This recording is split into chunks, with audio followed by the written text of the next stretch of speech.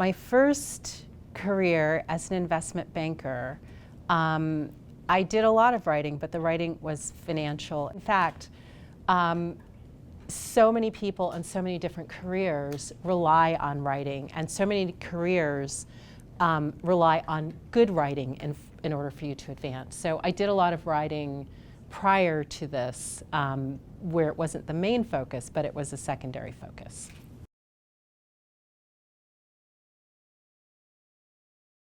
I loved the story. I loved the women. I really enjoyed the writing and the researching. I was able to take all of the skills and the experiences and the interests that I had from the past and put it to work in being a writer. Absolutely.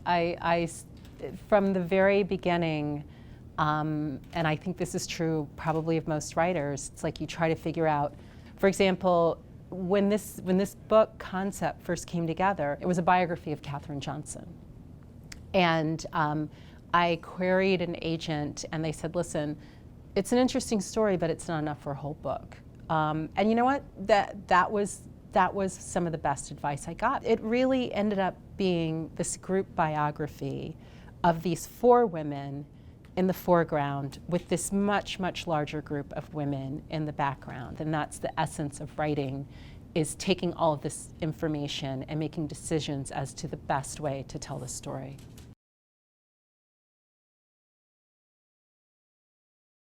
There was a little blurb in the Norfolk Journal and Guide that said, Mrs. D.J. Vaughn, math teacher at the high school, this was from Farmville, Virginia, has left to take a job at Langley Field.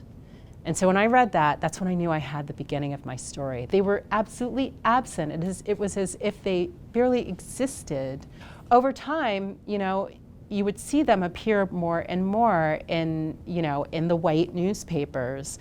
But those early days, that coverage in the black press was critical.